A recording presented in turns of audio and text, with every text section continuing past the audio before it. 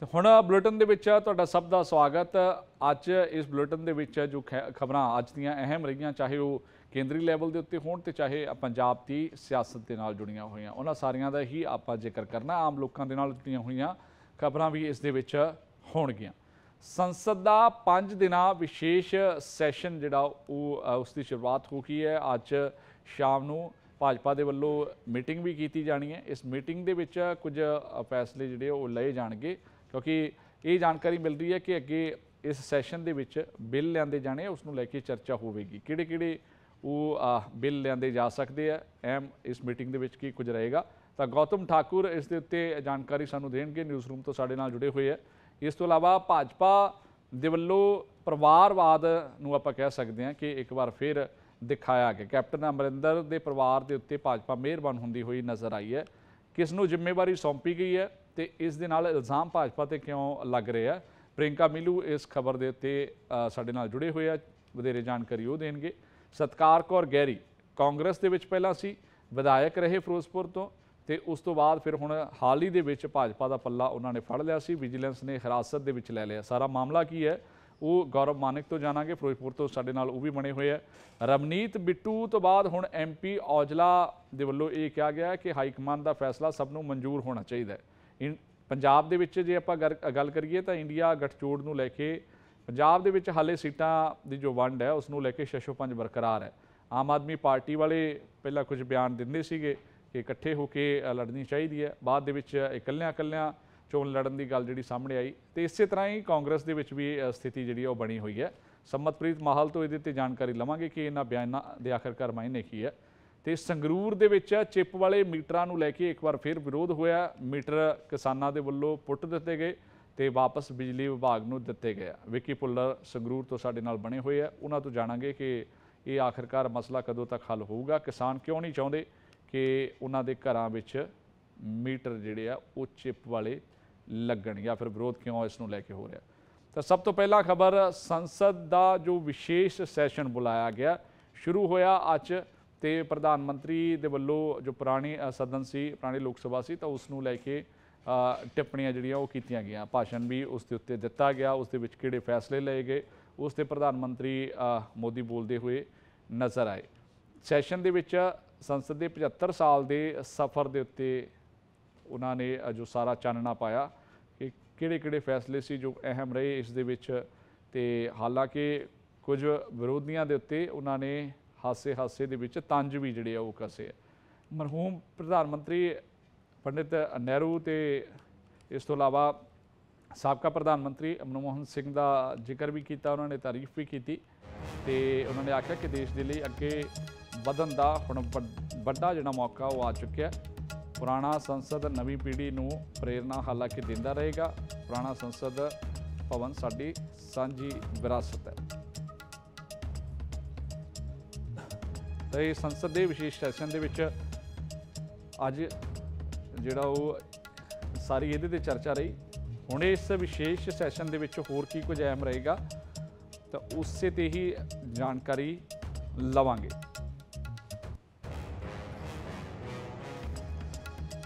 ਅੱਜ ਕੈਬਨਿਟ ਦੀ ਜਿਹੜੀ ਉਹ ਮੀਟਿੰਗ ਵੀ ਹੋਣੀ ਹੈ। ਇਸ ਮੀਟਿੰਗ ਦੇ ਵਿੱਚ ਕੀ ਕੁਝ ਅਹਿਮ ਜਿਹੜਾ ਰਹੇਗਾ, ਕੀ ਚਰਚਾ ਹੋਏਗੀ, ਤਾਂ ਉਹ ਵੀ ਉਸ ਦੇ ਉੱਤੇ ਵੀ ਗੱਲਬਾਤ ਕਰਕੇ ਜਾਣਨ ਦੀ ਕੋਸ਼ਿਸ਼ ਕਰਦੇ ਹਾਂ। ਤਾਂ ਗੌਤਮ ਸਾਡੇ ਨਾਲ ਜੁੜੇ ਹੋਏ ਆ। ਗੌਤਮ, ਇੱਕ ਪਾਸੇ ਵਿਸ਼ੇਸ਼ ਸੈਸ਼ਨ ਜਿਹੜਾ ਉਹ ਬੁਲਾਇਆ ਗਿਆ ਨਵੇਂ ਸੰਸਦ ਦੇ ਨੂੰ ਲੈ ਕੇ ਜਿਹੜਾ ਉਹ ਸੈਸ਼ਨ ਹੋਊਗਾ, ਤੇ ਇਸ ਦੇ ਵਿੱਚ ਜਿਹੜੇ ਬਿੱਲ ਲਿਆਂਦੇ ਜਾਣੇ ਆ, ਕਿਹੜੇ ਬਿੱਲ ਅਹਿਮ ਦੱਸੇ ਜਾ ਰਹੇ ਆ ਕਿ ਲਿਆਂਦੇ ਜਾਣਗੇ, ਔਰ ਅੱਜ ਇੱਕ ਮੀਟਿੰਗ ਹੋਣੀ ਹੈ ਉਸ ਤੋਂ ਪਹਿਲਾਂ ਕੈਬਨਿਟ ਮੰਤਰੀਆਂ ਦੀ, ਉਸ ਦੇ ਵਿੱਚ ਕੀ ਕੁਝ ਖਾਸ ਰਹੇਗਾ।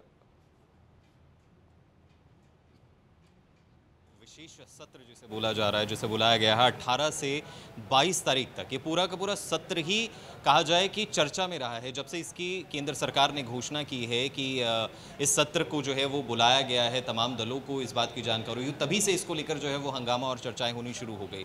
सबसे पहले मैं आज की बात करूं तो प्रधानमंत्री नरेंद्र मोदी जो है वो लगभग 50 मिनट अपने संबोधन में बोले हैं। शुरुआत उन्होंने की और उसके बाद उन्होंने तमाम जो इतिहास रहा इस सदन का उस पर चर्चा की। तमाम जो बड़े नेता रहे, प्रभाव प्रभावशाली नेता रहे, उनको लेकर उन्होंने बातचीत की।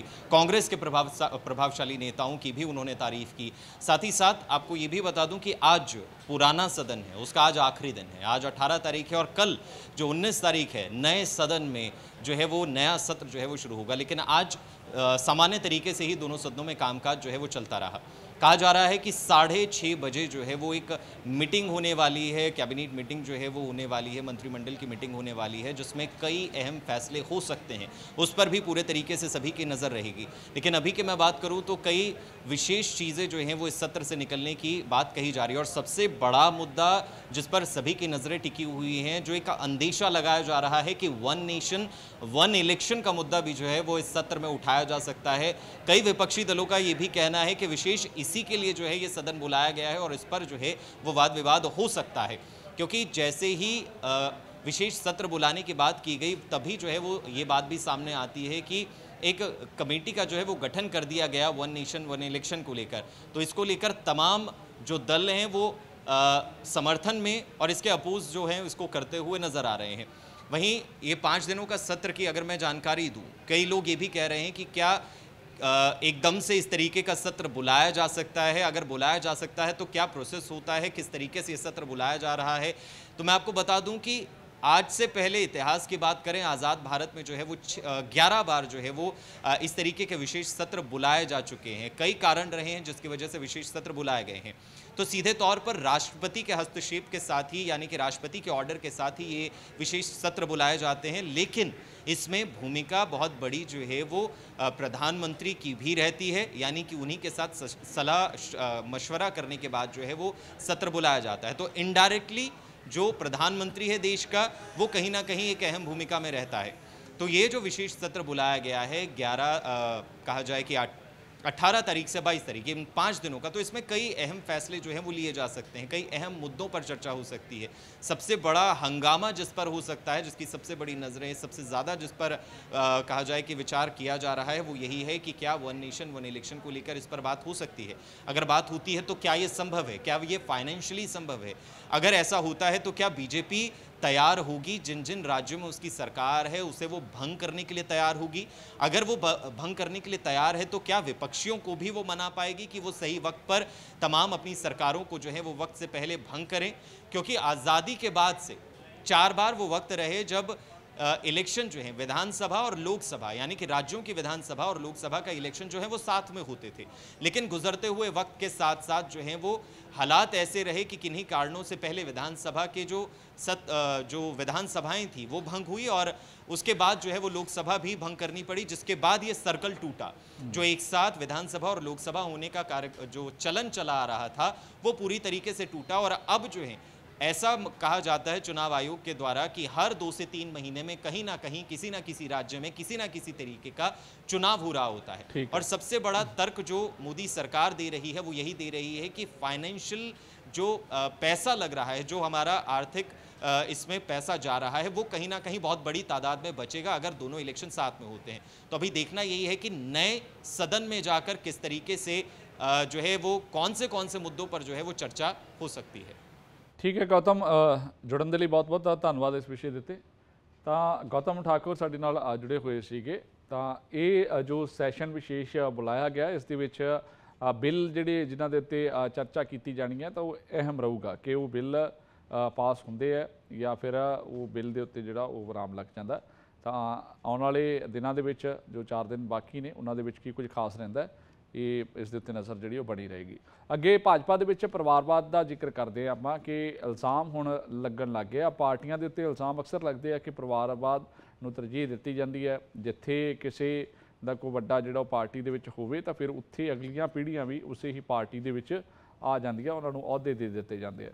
ਹੁਣ ਇਸੇ ਤਰ੍ਹਾਂ ਭਾਜਪਾ ਦੇ ਉੱਤੇ ਇਲਜ਼ਾਮ ਲੱਗ ਰਹੇ ਨੇ ਕਿ ਕੈਪਟਨ ਦੇ ਪਰਿਵਾਰ ਦੇ ਉੱਤੇ ਭਾਜਪਾ ਮਿਹਰਬਾਨ ਹੋਈ ਹੈ। ਕੈਪਟਨ ਤੋਂ ਬਾਅਦ ਬੇਟੀ ਜੈ ਇੰਦਰ ਨੂੰ ਵੀ ਵੱਡੀ ਜ਼ਿੰਮੇਵਾਰੀ ਮਿਲੀ ਹੈ। ਅਮਰਿੰਦਰ ਸਿੰਘ ਦੀ ਬੇਟੀ ਜੈ ਇੰਦਰ ਕੌਰ ਨੂੰ ਮਹਿਲਾ ਮੋਰਚਾ ਦੀ ਜਿਹੜੀ ਉਹ ਕਮਾਨ ਦੇ ਦਿੱਤੀ ਗਈ ਹੈ। ਉਹਨਾਂ ਨੂੰ ਜਿਹੜਾ ਪ੍ਰਧਾਨ ਬਣਾਇਆ ਗਿਆ ਮਹਿਲਾ ਮੋਰਚਾ ਦਾ, ਤੇ ਇਸ ਕਰਕੇ ਹੁਣ ਸਵਾਲ ਖੜੇ ਹੋ ਰਹੇ ਨੇ। ਇਸ ਤੋਂ ਪਹਿਲਾਂ ਕੈਪਟਨ ਅਮਰਿੰਦਰ ਸਿੰਘ ਦੇ ਕੋਲੇ ਵੀ ਜ਼ਿੰਮੇਵਾਰੀ ਹੈ, ਕੋਰ ਕਮੇਟੀ ਦਾ ਉਹ ਹਿੱਸਾ ਨੇ, ਤੇ ਇਹੀ ਕਿਹਾ ਜਾ ਰਿਹਾ ਕਿ ਹੁਣ ਇੱਕੋ ਹੀ ਪਰਿਵਾਰ ਨੂੰ ਜਿਹੜਾ ਉਹ ਸਾਰਾ ਕੁਝ ਕਿਉਂ। ਤਾਂ ਪ੍ਰਿयंका ਮਿੰਲੂ ਇਸ ਖਬਰ ਦੇ ਉੱਤੇ ਸਾਡੇ ਨਾਲ ਜੁੜੇ ਹੋਏ ਆ। ਪ੍ਰਿयंका, ਸਾਰੀਆਂ ਪਾਰਟੀਆਂ ਦੇ ਉੱਤੇ ਇਸ ਤਰ੍ਹਾਂ ਦੇ ਸਵਾਲ ਖੜੇ ਹੁੰਦੇ ਆ, ਪਰਿਵਾਰਵਾਦ ਨੂੰ ਲੈ ਕੇ ਅਕਸਰ ਇਲਜ਼ਾਮ ਲੱਗਦੇ ਆ। ਹੁਣ ਭਾਜਪਾ ਵੀ ਕਿਹਾ ਜਾ ਰਿਹਾ ਕਿ ਕੈਪਟਨ ਪਰਿਵਾਰ ਦੇ ਉੱਤੇ ਮਿਹਰਬਾਨ ਨਜ਼ਰ ਆ ਰਹੀ ਹੈ।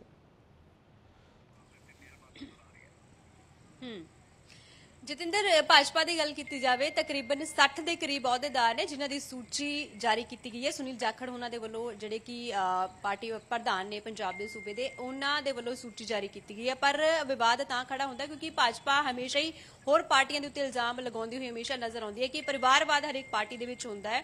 ਜੇਕਰ ਇੱਕ ਪਰਿਵਾਰ ਦੇ ਕੋਲ ਕਿਸੇ ਮੈਂਬਰ ਦੇ ਕੋਲ ਅਹੁਦਾ ਹੈ ਤਾਂ ਅੱਗੇ ਪਰਿਵਾਰ ਦੇ ਵਿੱਚ ਅਗਾਂਹ ਜਿਹੜਾ ਪੀੜ੍ਹੀ ਦਰ ਪੀੜ੍ਹੀ ਜਿਹੜੇ ਨੇ ਅਹੁਦੇਦਾਰ ਚੱਲਦੇ ਆਉਂਦੇ ਨੇ। ਪਰ ਭਾਜਪਾ ਦੇ ਵਿੱਚ ਵੀ ਹੁਣ ਅਜਿਹਾ ਹੀ ਨਜ਼ਰ ਆਉਂਦਾ। ਪਰ ਜੇ ਇਸ ਤੋਂ ਪਹਿਲਾਂ ਦੇਖੀਏ ਉਸ ਸੂਚੀ ਦੇ ਵਿੱਚ ਆਖਿਰ ਕਿੱਥੋਂ ਜਿਹੜੇ ਨੇ ਅਹੁਦੇਦਾਰ ਆਏ ਨੇ, ਕਿਉਂਕਿ ਜੇ 61 ਮੈਂਬਰ ਨੇ, 60 ਮੈਂਬਰ ਨੇ, ਉਸ ਦੇ ਵਿੱਚੋਂ 30 ਅਜਿਹੇ ਨੇ ਜਿਹੜੇ ਕਿ ਇਧਰੋਂ ਉਧਰੋਂ, ਭਾਵ ਕਿਸੇ ਨੇ ਕਾਂਗਰਸ ਦਾ ਹੱਥ ਛੱਡ ਕੇ ਕਮਲ ਦਾ ਫੁੱਲ ਫੜਿਆ ਤੇ ਕਈ ਜਿਹੜੇ ਨੇ ਅਕਾਲੀ ਦਲ ਦੀ ਤੱਕੜੀ ਦੇ ਵਿੱਚੋਂ ਨਿਕਲ ਕੇ ਉਹਨਾਂ ਨੇ ਭਾਜਪਾ ਦਾ ਜਿਹੜਾ ਰੁਖ ਕੀਤਾ ਹੈ। ਸੋ ਅਜਿਹੇ ਦੇ ਵਿੱਚ ਜੇ ਦੇਖਿਆ ਜਾਵੇ ਕਿ ਤਕਰੀਬਨ 14 ਜਿਹੜੇ ਨੇ ਕਾਂਗਰਸੀ ਨੇ ਤੇ ਤਕਰੀਬਨ 9 ਦੇ ਕਰੀਬ ਦੱਸਿਆ ਜਾ ਰਿਹਾ ਕਿ ਜਿਹੜੇ ਅਕਾਲੀ ਦਲ ਦੇ ਵਿੱਚੋਂ ਨੇ, ਜਾਨੀ ਕਿ ਇਧਰੋਂ ਉਧਰੋਂ ਭਾਜਪਾ ਪਾਰਟੀ ਦੇ ਵਿੱਚ ਆਏ ਨੇ। ਪਰ ਉਹਨਾਂ ਨੂੰ ਫਿਰ ਵੀ ਵੱਡੇ ਅਹੁਦੇ ਜਿਹੜੇ ਨੇ ਭਾਜਪਾ ਦੇ ਵਿੱਚੋਂ ਦਿੱਤੇ ਗਏ ਨੇ, ਕਿਉਂਕਿ ਭਾਜਪਾ ਹਮੇਸ਼ਾ ਹੀ ਕਹਿੰਦੀ ਰਹੀ ਹੈ ਕਿ ਅਸੀਂ ਜਿਹੜੇ ਉਹਨਾਂ ਦੇ ਟਕਸਾਲੀ ਆਗੂ ਨੇ ਹਮੇਸ਼ਾ ਉਹਨਾਂ ਨੂੰ ਵੱਧ ਥਾਂ ਜਿਹੜੀ ਹੈ ਪਾਰਟੀ ਦੇ ਵਿੱਚ ਦਿੱਤੀ ਜਾਂਦੀ ਹੈ, ਵੱਧ ਤਵੱਜੋ ਦਿੱਤੀ ਜਾਂਦੀ ਹੈ। ਪਰ ਇਸ ਵਾਰ ਇਸ ਤਰ੍ਹਾਂ ਦੇ ਨਾਲ ਅਹੁਦੇਦਾਰਾਂ ਦੀ ਸੂਚੀ ਜਿਹੜੀ ਜਾਰੀ ਕੀਤੀ ਗਈ ਹੈ, ਜਿਸ ਦੇ ਵਿੱਚ ਖਾਸ ਤੌਰ ਤੇ ਪੰਜਾਬ ਦੇ ਸਾਬਕਾ ਮੁੱਖ ਮੰਤਰੀ ਕੈਪਟਨ ਅਮਰਿੰਦਰ ਸਿੰਘ ਨੂੰ ਜਿਹੜਾ ਵੱਡਾ ਅਹੁਦਾ ਹਾਲਾਂਕਿ ਪਹਿਲਾਂ ਵੀ ਦਿੱਤਾ ਗਿਆ ਸੀ, ਉਸ ਤੋਂ ਬਾਅਦ ਉਹਨਾਂ ਦੀ ਬੇਟੀ ਨੂੰ ਵੀ ਵੱਡਾ ਅਹੁਦਾ ਦੇ ਨਾਲ ਨਵਾਜਿਆ ਗਿਆ। ਸੋ ਅਜਿਹੇ ਦੇ ਵਿੱਚ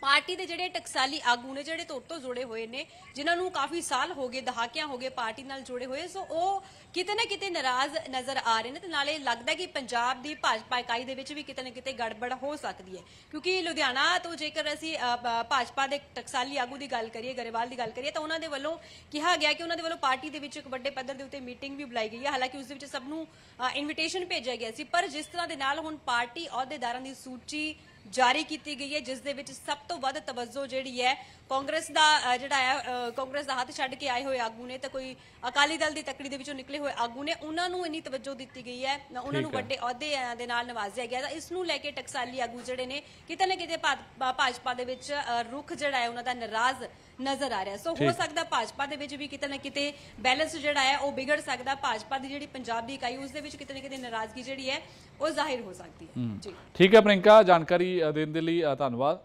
ਤਾਂ ਬਿਲਕੁਲ ਜੇ ਪਰਿਵਾਰਵਾਦ ਦਾ ਇਲਜ਼ਾਮ ਲੱਗ ਰਿਹਾ, ਔਰ ਇੱਕ ਹਿਸਾਬ ਦੇ ਨਾਲ ਜੇ ਆਪਾਂ ਆਖੀਏ ਤਾਂ ਜੋ ਪੁਰਾਣੇ ਜਿਹੜੇ ਭਾਜਪਾ ਦੇ ਵਿੱਚ ਜੋ ਆਪਣੇ ਆਪ ਨੂੰ ਟਕਸਾਲੀ ਕਹਿੰਦੇ ਆ, ਤਾਂ ਫਿਰ ਉਹ ਇਸ ਦੇ ਨਾਲ ਨਾਰਾਜ਼ ਜ਼ਰੂਰ ਹੋਣਗੇ ਜੇ ਇੱਕੋ ਪਰਿਵਾਰ ਨੂੰ ਜ਼ਿੰਮੇਵਾਰੀਆਂ ਸੌਂਪੀਆਂ ਜਾ ਰਹੀਆਂ। ਹਾਲਾਂਕਿ ਆਉਣ ਵਾਲੇ ਦਿਨਾਂ ਦੇ ਵਿੱਚ ਇਸ ਤਰ੍ਹਾਂ ਦੇ ਹੋਰ ਵੀ ਫੈਸਲੇ ਜੇਕਰ ਸਾਹਮਣੇ ਆਉਂਦੇ ਆ ਤਾਂ ਫਿਰ ਇੱਕ ਨਾਰਾਜ਼ਗੀ ਉਹਨਾਂ ਦੇ ਵਿਚਾਲੇ ਜ਼ਰੂਰ ਹੋਏਗੀ, ਕਿਉਂਕਿ ਇੱਕ ਤਾਂ ਇਹ ਕਿ ਕੁਝ ਸਮਾਂ ਪਹਿਲਾਂ ਹੀ ਸ਼ਮੂਲੀਅਤ ਜਿਹੜੀ ਆ ਉਹ ਹੋਈ ਕਾਂਗਰਸ ਤੋਂ, ਇਹ ਟੁੱਟ ਕੇ ਜਿਹੜੇ ਆ ਭਾਜਪਾ ਦੇ ਵਿੱਚ ਆਏ ਨੇ, ਤਾਂ ਉਹ ਪੁਰਾਣਿਆਂ ਨੂੰ ਇੱਕ ਇਸ ਗੱਲ ਦਾ ਵੀ ਜ਼ਰੂਰ ਕਿਤੇ ਨਾ ਕਿਤੇ ਜਿਹੜਾ ਗਿਲਾ ਜਾਂ ਰੋਸਾ ਰਹੇਗਾ।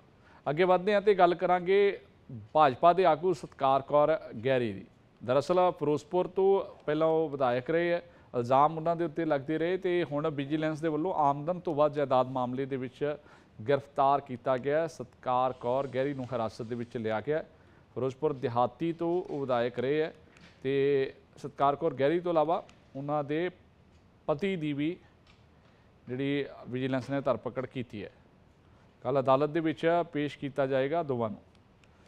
ਦਰਅਸਲ ਜਦੋਂ ਵਿਧਾਇਕ ਸੀ ਸਤਕਾਰ ਕੌਰ ਗਹਿਰੀ ਤਾਂ ਉਹਨਾਂ ਦੇ ਉੱਤੇ ਇਲਜ਼ਾਮ ਲੱਗਦੇ ਰਿਹਾ ਕਿ ਇਹਨਾਂ ਦੇ ਵੱਲੋਂ ਆਪਣੀ ਆਮਦਨ ਤੋਂ ਵੱਧ ਕਮਾਈ ਜਿਹੜੀ ਆ ਉਹ ਕੀਤੀ ਗਈ ਹੈ। ਇਸ ਤੋਂ ਇਲਾਵਾ ਕਈ ਲੋਕ ਰਿਸ਼ਵਤ ਦੇ ਵੀ ਇਲਜ਼ਾਮ ਉਹਨਾਂ ਦੇ ਉੱਤੇ ਲਗਾਉਂਦੇ ਰਹੇ ਆ ਜਾਂ ਉਹ ਕੰਮ ਕਰਾਉਣ ਦੇ ਬਦਲੇ ਜਿਸ ਤਰ੍ਹਾਂ ਪੈਸਿਆਂ ਦੀ ਮੰਗ ਹੁੰਦੀ ਹੈ ਜਾਂ ਪੈਸੇ ਲਏ ਜਾਂਦੇ ਆ, ਤਾਂ ਇਸ ਤਰ੍ਹਾਂ ਦੇ ਇਲਜ਼ਾਮ ਵੀ ਲੱਗਦੇ ਰਹੇ ਆ। ਹੁਣ ਵਿਜੀਲੈਂਸ ਨੇ ਗ੍ਰਿਫਤਾਰੀ ਜਿਹੜੀ ਉਹ ਕਰ ਲਈ ਹੈ, ਹਿਰਾਸਤ ਦੇ ਵਿੱਚ ਲੈ ਲਿਆ। ਕੱਲ੍ਹ ਜਦੋਂ ਰਿਮਾਂਡ ਲਿਆ ਜਾਏਗਾ, ਅਦਾਲਤ ਕਿੰਨੇ ਦਿਨ ਦਾ ਰਿਮਾਂਡ ਦਿੰਦੀ ਹੈ ਤਾਂ ਇਹ ਵੀ ਜਾਣਨਾ ਬਹੁਤ ਅਹਿਮ ਹੋਊਗਾ। ਤਾਂ ਇਹ ਸਾਰਾ ਮਾਮਲਾ ਕੀ ਹੈ, ਕਦੋਂ ਤੋਂ ਵਿਜੀਲੈਂਸ ਦੇ ਵੱਲੋਂ ਇਸ ਦੇ ਉੱਤੇ ਜਾਂਚ ਜਿਹੜੀ ਉਹ ਖੋਲ੍ਹੀ ਗਈ ਸੀ, ਉਸ ਤੋਂ ਬਾਅਦ ਹੁਣ ਹਿਰਾਸਤ ਦੇ ਵਿੱਚ ਜੋ ਲਿਆ, ਤਾਂ ਇਹ ਵੀ ਤਫਸੀਲ ਦੇ ਨਾਲ ਜਾਣਾਂਗੇ। ਗੌਰਵ ਮਾਨਿਕ ਫਿਰੋਜ਼ਪੁਰ ਤੋਂ ਸਾਡੇ ਨਾਲ ਜੁੜੇ ਆ।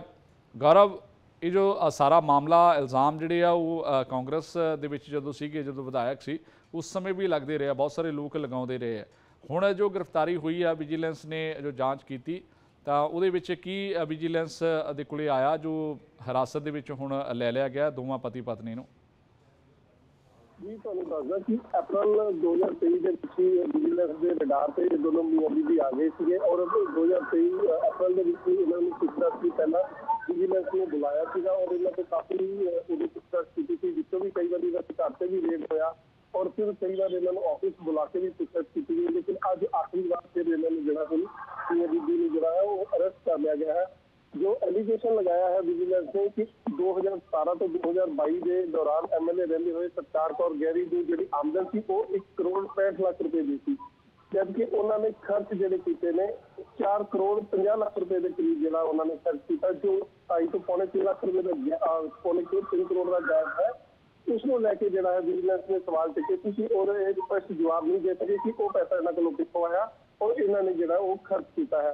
ਉਸ ਨੂੰ ਲੈ ਕੇ ਜਿਹੜਾ ਅੱਜ ਇਹਨਾਂ ਦੋਨਾਂ ਨੂੰ ਗ੍ਰਿਫਤਾਰ ਕੀਤਾ ਗਿਆ ਹੈ ਔਰ ਵਿਜੀਲੈਂਸ ਜਿਹੜਾ ਹੈ ਇਹਨਾਂ ਨੂੰ ਕਾਫੀ ਕੋਰਟ ਵਿੱਚ ਪੇਸ਼ ਕਰਕੇ ਇਹਨਾਂ ਦਾ ਰਿਮਾਂਡ ਹਾਸਲ ਕਰਨ ਦੀ ਕੋਸ਼ਿਸ਼ ਕਰੇਗੀ, ਤਾਂ ਕਿ ਹੋਰ ਵੀ ਕਈ ਕੁਝ ਪ੍ਰਾਪਰਟੀਜ਼ ਦੇ ਨਾਮੀ ਇਹਨਾਂ ਨੇ ਬਣਾਈਆਂ ਹੋਈਆਂ ਨੇ ਜਿਨ੍ਹਾਂ ਦਾ ਕੁਝ ਵੇਰਵਾ ਵਿਜੀਲੈਂਸ ਕੋਲ ਹੈ, ਬਾਕੀ ਉਹ ਹੋਰ ਖੰਗਾਲਣ ਦੀ ਕੋਸ਼ਿਸ਼ ਕਰ ਰਹੇ ਨੇ ਤਾਂ ਕਿ ਇਹਨਾਂ ਨੂੰ ਜੋ ਇਹਨਾਂ ਨੇ ਵੱਲੋਂ ਕਰਪਸ਼ਨ ਕੀਤੀ ਗਈ ਹੈ ਜਾਂ ਕਿਸ ਤਰ੍ਹਾਂ ਇਹ ਬੇਨਾਮੀ ਜੋ ਸੰਪत्तियां ਅਰਜਿਤ ਕੀਤੀਆਂ ਗਈਆਂ ਨੇ ਉਸ ਨੂੰ ਲੈ ਕੇ ਜਿਹੜਾ ਹੈ ਕਿਸੇ ਸਾਫ਼ ਹੋ ਸਕੇ।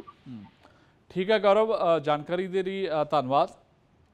ਤਾਂ ਗੌਰਵ ਮਾਨਿਕ ਫਿਰੋਜ਼ਪੁਰ ਤੋਂ ਸਾਡੇ ਨਾਲ ਜੁੜੇ ਹੋਏ ਸੀ, ਜਿਨ੍ਹਾਂ ਦੇ ਵੱਲੋਂ ਜਾਣਕਾਰੀ ਦਿੱਤੀ ਗਈ ਕਿ ਕਿਸ ਮਾਮਲੇ ਦੇ ਵਿੱਚ ਇਹ ਜਿਹੜੀ ਆ ਉਹ ਗ੍ਰਿਫਤਾਰੀ ਹੋਈ ਹੈ।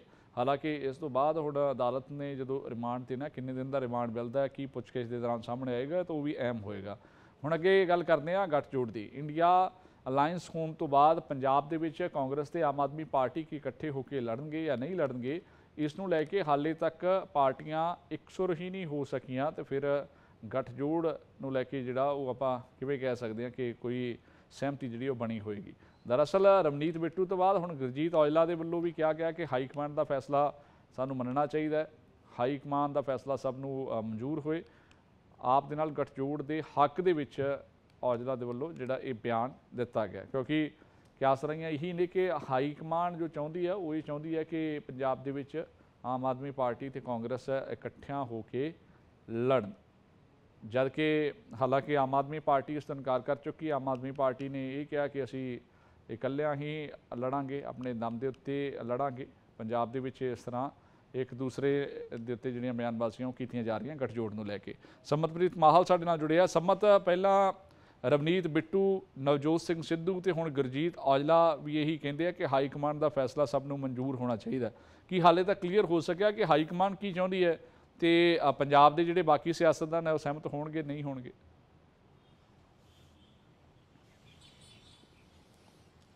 ਜਤਿੰਦਰ, ਇੰਡੀਆ ਗੱਠਜੋੜ ਨੇ ਪੰਜਾਬ ਦੀ ਸਿਆਸਤ ਦੇ ਵਿੱਚ ਭੁਚਾਲ ਲਿਆ ਕੇ ਰੱਖਿਆ ਹੋਇਆ। ਜੇਕਰ ਸੱਤਾ ਧਿਰ ਪਾਰਟੀ ਦੀ ਗੱਲ ਕੀਤੀ ਜਾਵੇ ਤੇ ਮੁੱਖ ਵਿਰੋਧੀ ਧਿਰ ਦੀ ਕਾਂਗਰਸ ਦੀ ਗੱਲ ਕੀਤੀ ਜਾਵੇ ਤਾਂ ਆਪਸ ਦੇ ਵਿੱਚ ਇਸ ਵਕਤ ਬਿਆਨਬਾਜ਼ੀਆਂ ਤੇ ਜਿਹੜੀ ਸਿਆਸੀ ਰੋਟੀਆਂ ਸੇਕਦੇ ਹੋਏ ਇਸ ਗੱਠਜੋੜ ਨੂੰ ਲੈ ਕੇ ਨਜ਼ਰ ਆ ਰਹੇ ਨੇ, ਜਿਸ ਦੇ ਵਿੱਚ ਜੇਕਰ ਗੱਲ ਕੀਤੀ ਜਾਵੇ ਮੈਂਬਰ ਪਾਰਲੀਮੈਂਟ ਦੀ ਤਾਂ ਜ਼ਿਆਦਾਤਰ ਮੈਂਬਰ ਪਾਰਲੀਮੈਂਟ ਇਸੇ ਦੇ ਹੱਕ ਦੇ ਵਿੱਚ ਉਤਰਦੇ ਹੋਏ ਦਿਖਾਈ ਦੇ ਰਹੇ ਨੇ ਕਿ ਆਮ ਆਦਮੀ ਪਾਰਟੀ ਨਾਲ ਗੱਠਜੋੜ ਹੋ ਕੇ ਜਿਹੜਾ ਅਲਾਇੰਸ ਹੋ ਕੇ ਜਿਹੜਾ 2024 ਦੀਆਂ ਚੋਣਾਂ ਨੇ ਉਹ ਲੜੀਆਂ ਜਾਣ, ਕਿਉਂਕਿ ਇਹ ਗੁਰਜੀਤ ਔਜਲਾ ਪਹਿਲੇ ਮੈਂਬਰ ਪਾਰਲੀਮੈਂਟ ਨਹੀਂ ਜਿਨ੍ਹਾਂ ਵੱਲੋਂ ਇਹ ਬਿਆਨ ਦਿੱਤਾ ਗਿਆ ਹੋਵੇ।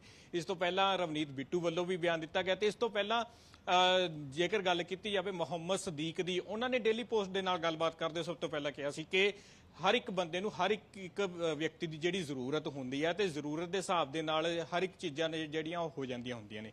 ਤਾਂ ਗੱਠਜੋੜ ਜਿਹੜੀ ਆ ਜਿਸ ਤਰ੍ਹਾਂ ਨਾਲ ਹਾਈ ਕਮਾਂਡ ਦਾ ਫੈਸਲਾ ਹੋਵੇਗਾ ਤੇ ਉਹੀ ਮਨਜ਼ੂਰ ਹੈ ਜਿਹੜਾ ਸਭ ਨੂੰ ਹੋਵੇਗਾ, ਹਾਈ ਕਮਾਂਡ ਤੋਂ ਕੋਈ ਵੀ ਬਾਹਰ ਨਹੀਂ ਹੋਵੇਗਾ। ਠੀਕ ਉਸੇ ਤਰ੍ਹਾਂ ਦਾ ਬਿਆਨ ਆ ਜਿਹੜਾ ਉਹ ਨਵਜੋਤ ਸਿੰਘ ਸਿੱਧੂ ਨੇ ਆਪਣੇ ਟਵਿੱਟਰ ਦੇ ਜ਼ਰੀਏ ਜਿਹੜਾ ਉਹ ਸਾਂਝਾ ਕੀਤਾ। ਉਸੇ ਤਰ੍ਹਾਂ ਦਾ ਬਿਆਨ ਹੈ ਮੈਂਬਰ ਪਾਰਲੀਮੈਂਟ ਲੁਧਿਆਣਾ ਤੋਂ ਰਵਨੀਤ ਬਿੱਟੂ ਨੇ ਬਿਆਨ ਦਿੱਤਾ। ਹਾਲਾਂਕਿ ਉਸ ਤੋਂ ਬਾਅਦ ਦੇ ਵਿੱਚ ਕਾਫੀ ਤਰਥੱਲੀ ਜਿਹੜੀ ਕਾਂਗਰਸ ਦੇ ਵਿੱਚ ਮੌਜੂਦ ਦਿਖਾਈ ਦਿੱਤੀ, ਕਾਫੀ ਪਲਟਵਾਰ ਨੇ ਜਿਹੜੇ ਰਵਨੀਤ ਬਿੱਟੂ ਨੂੰ ਵੀ ਕੀਤੇ ਗਏ। ਬਰਿੰਦਰ ਢਿੱਲੋਂ ਵੱਲੋਂ ਕਿਹਾ ਗਿਆ ਕਿ ਜੇਕਰ ਇੰਨੀ ਹੀ ਕਾਲ ਹੈ ਤਾਂ ਉਹ ਆਮ ਆਦਮੀ ਪਾਰਟੀ ਤੋਂ ਟਿਕਟ ਲੈ ਲੈਣ।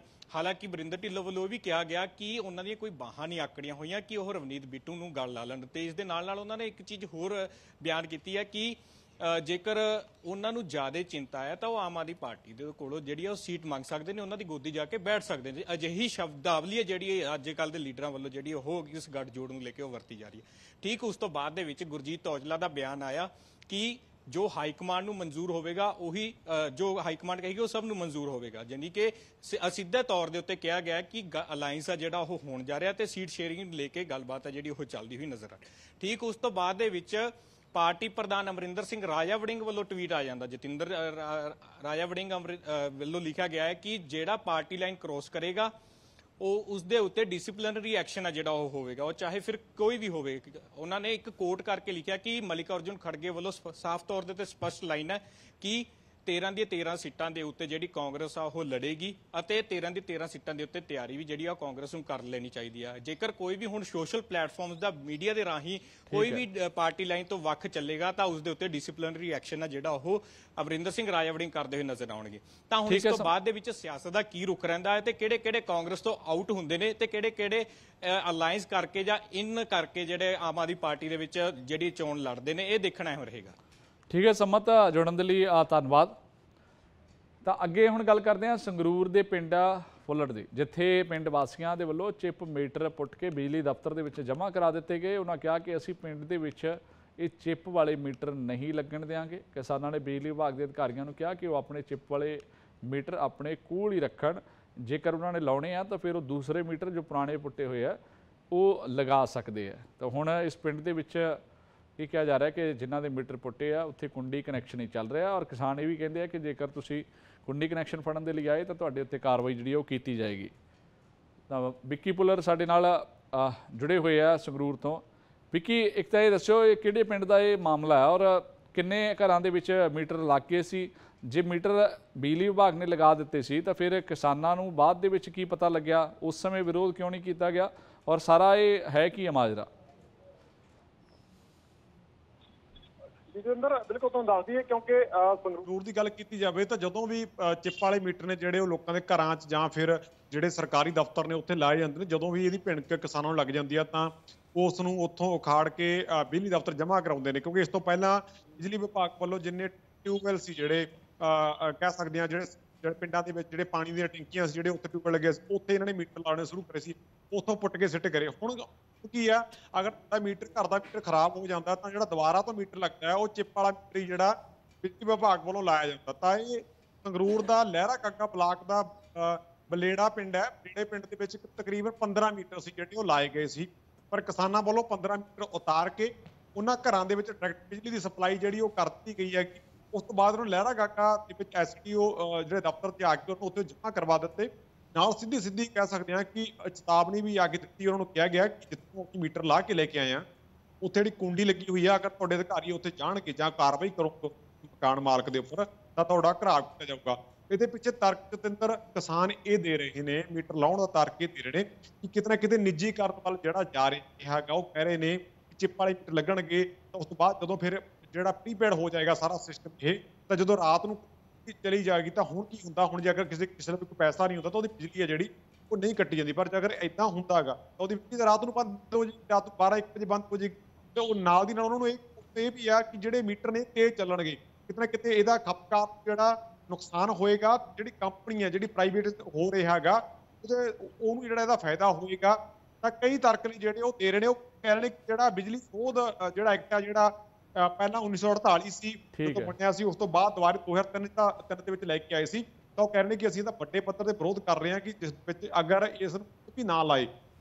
ਉਹਨਾਂ ਨੇ ਕਿਹਾ ਗਿਆ ਮੀਟਰ ਲਾਉਣੇ ਨੇ ਤਾਂ ਪੁਰਾਣੇ ਮੀਟਰ ਲਾਓ ਜਿਹੜੇ ਪਹਿਲਾਂ ਚੱਲਦੇ ਨੇ। ਤਾਂ ਕਿਸਾਨ ਇਹ ਵੀ ਕਹਿ ਰਹੇ ਨੇ ਤਰਕ ਦੱਸੋ ਸਾਨੂੰ, ਤੁਸੀਂ ਮੀਟਰ ਬਦਲ ਕਿਉਂ ਰਹੇ ਹੋ? ਠੀਕ ਹੈ ਵਿੱਕੀ, ਜਾਣਕਾਰੀ ਦੇਣ ਦੇ ਲਈ ਧੰਨਵਾਦ। ਤੇ ਕਿਸਾਨ ਮੀਟਰ ਹੱਥਾਂ ਦੇ ਵਿੱਚ ਲੈ ਕੇ ਮੀਟਰ ਪੁੱਟ ਕੇ ਬਿਜਲੀ ਵਿਭਾਗ ਪਹੁੰਚੇ ਆ ਤੇ ਉੱਥੇ ਜਾ ਕੇ ਇਹਨਾਂ ਦੇ ਵੱਲੋਂ ਇਹ ਮੀਟਰ ਜਮ੍ਹਾਂ ਕਰਾ ਦਿੱਤੇ ਗਏ ਆ।